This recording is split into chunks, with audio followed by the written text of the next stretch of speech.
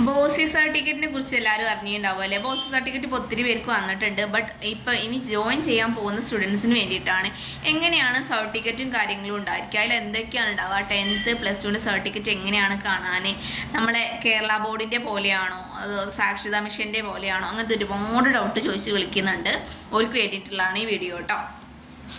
നമ്മൾ കാണിക്കുന്നത് +2ൻ്റെ സർട്ടിഫിക്കറ്റ് ആണ്. പ്ലസ് ടുവിലെ ഇങ്ങനെയാണ് സർട്ടിഫിക്കറ്റ് വരിക. അതായത് ഇതിനകത്ത് കൃത്യമായിട്ട് പറയുന്നുണ്ട്, പേരും ബാക്കി ഡീറ്റെയിൽസും മാത്രമേ ഇതിനകത്തുള്ളൂ. അതുപോലെ നിങ്ങളുടെ സബ്ജക്റ്റും 5 പേപ്പറാണ് ഈ ചെയ്തിട്ടുള്ളത്. 5 പേപ്പറും അത് നിങ്ങൾ സ്കോർ ചെയ്ത മാർക്കും, പിന്നെ നിങ്ങൾക്ക് CA മാർക്ക് മീൻസ് അസൈൻമെൻറ്റ്സിൻ്റെ മാർക്ക്, പിന്നെ നിങ്ങൾ ടോട്ടൽ മാർക്ക്, അതിൻ്റെ ഗ്രേഡ്, അതിലെ മാർക്ക്, ഇങ്ങനെയാണ് നിങ്ങളുടെ സർട്ടിഫിക്കറ്റ് വരിക.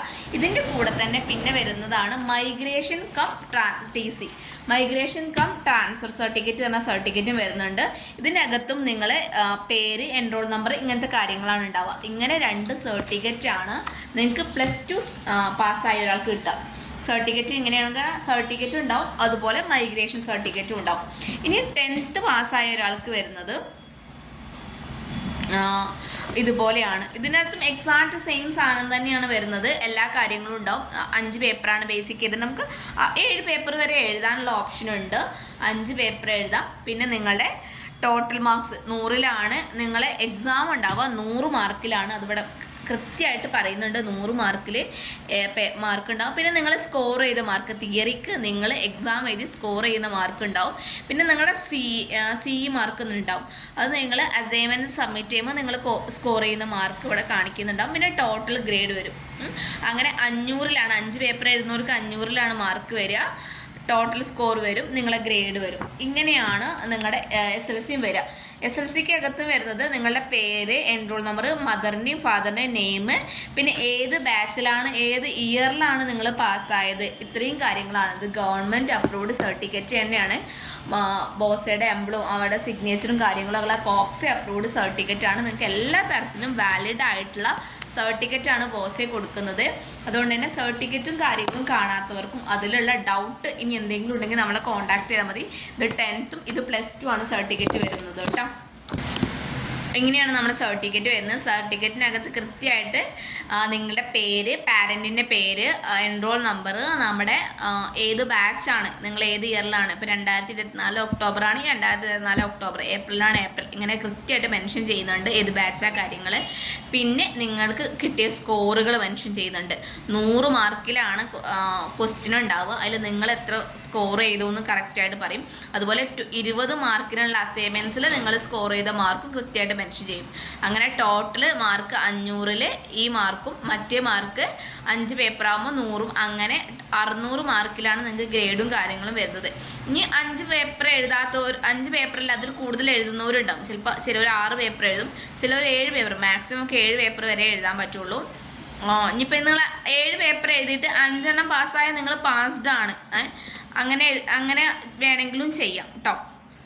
അതിൽ 2 ലാംഗ്വേജും 3 സബ്ജക്റ്റ് പേപ്പറുമായിട്ട് 5 പേപ്പറാണ് എഴുതുക. 5 പേപ്പറും 100ലാണ് മാർക്ക് ഉണ്ടാവുക. 20 മാർക്സ് നിങ്ങളുടെ CE മാർക്കും കൂടി ചേർത്തിട്ടാണ് നിങ്ങൾക്ക് ഗ്രേഡും കാര്യങ്ങളും വരിക. കൃത്യമായിട്ട് മാർക്കും ഗ്രേഡും നമ്മളതിനകത്ത് മെൻഷൻ ചെയ്യുന്നുണ്ട്. അതുകൊണ്ട് തന്നെ നിങ്ങൾക്ക് ഹയർ എഡ്യൂക്കേഷന് പോകുമ്പോൾ ഗ്രേഡും നോക്കാം, മാർക്കും നോക്കുന്നതുകൊണ്ട് തന്നെ നിങ്ങൾക്ക് ഹയർ എഡ്യൂക്കേഷനും കാര്യങ്ങൾക്കും ബുദ്ധിമുട്ടുണ്ടാവില്ല.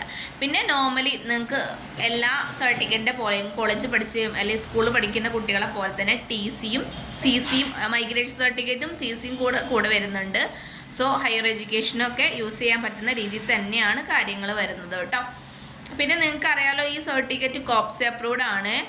മിനിസ്ട്രി ഓഫ് എഡ്യൂക്കേഷൻ്റെ അണ്ടറിൽ വരുന്നതാണ്. കോപ്സേൻ്റെ അപ്രൂവൽ ഉണ്ട്. യൂണിവേഴ്സിറ്റീൻ്റെ AIU എന്ന് പറഞ്ഞാൽ അസോസിയേഷൻ ഓഫ് ഇന്ത്യൻ യൂണിവേഴ്സിറ്റീൻ്റെ അണ്ടറിൽ വരുന്നതാണ്. NOS അപ്രൂവൽ ചെയ്യുന്നുണ്ട്. നാഷണൽ കൺസർവേഷൻ ഓഫ് ഓപ്പൺ സ്കൂളിങ്ങിൻ്റെ അകത്ത് വരുന്നതാണ്. ഫാർമസി ഓഫ് കൗൺസിൽ ഓഫ് ഇന്ത്യയിൽ അപ്രൂവൽ ഉണ്ട്. മീൻസ് നിങ്ങൾക്ക് ഹയർ എഡ്യൂക്കേഷനും കാര്യങ്ങളിലൊക്കെ വാലിഡ് ആണ്. ബാക്കി സെൻട്രൽ ഗവൺമെൻറ് അപ്രൂവൽ കാര്യങ്ങൾ എല്ലാ കാര്യത്തിനും ഉണ്ട്. അതായത് ഇപ്പോൾ NOS സെൻട്രൽ ഗവൺമെൻറ് നടത്തുന്ന ഇതാണ്. അവിടെ ഇത് അപ്രൂവ് ചെയ്യുക എന്ന് പറഞ്ഞാൽ നോർമലി നിങ്ങൾക്ക് ആലോചിച്ചാൽ മനസ്സിലാവും, നിങ്ങൾക്ക് ഫർദർ ഗവൺമെൻറ് അപ്രൂവ്ഡുള്ള സർട്ടിഫിക്കറ്റ് ആണ്. പിന്നെ നോർമൽ യൂണിവേഴ്സിറ്റിയിൽ നിങ്ങൾക്ക് പഠിക്കാൻ പറ്റും. അപ്പോഴും വാലിഡ് ആണ് സർട്ടിഫിക്കറ്റ്. അപ്പോൾ സർട്ടിഫിക്കറ്റിൻ്റെ കാര്യത്തിൽ വാലിഡ് ആണോ അല്ലയോ നിങ്ങൾ വറീഡ് ആവേണ്ട ആവശ്യമില്ല. ഇത് 100% നിങ്ങൾക്ക് വാലിഡ് ആയ സർട്ടിഫിക്കറ്റ് തന്നെയാണ് ബോസ് പ്രൊവൈഡ് ചെയ്യുന്നത്. അപ്പോൾ ഇനി ആർക്കെങ്കിലും നെക്സ്റ്റ് ബാച്ചിലോട്ട് ജോയിൻ ചെയ്യാൻ എന്തെങ്കിലും താല്പര്യം ഉണ്ടെങ്കിൽ നമ്പർ ഞാൻ താഴെ കൊടുക്കുന്നുണ്ട്, നമ്മളെ കോൺടാക്ട് ചെയ്തോളൂ കേട്ടോ. പിന്നെ സർട്ടിഫിക്കറ്റ് എക്സാം എഴുതി കഴിഞ്ഞാൽ നിങ്ങൾക്ക് ഡയറക്റ്റ് വരില്ല, നമ്മൾ സെൻറ്ററിലോട്ടായിരിക്കും വരിക. അതൊരു 3 months ഡിലേ എടുക്കും നിങ്ങളുടെ എക്സാം എഴുതി കഴിഞ്ഞാൽ. അതിനുശേഷം നമുക്കാണ് വരിക, നമ്മളാണ് നിങ്ങൾക്ക് അയച്ചു തരിക കേട്ടോ. ഇനി ജോയിൻ ചെയ്യേണ്ടവർ താഴെ നമ്പർ കൊടുക്കുന്നുണ്ട്, അതിൽ ഡയൽ ചെയ്ത് കോൺടാക്ട് ചെയ്തോളൂ കേട്ടോ.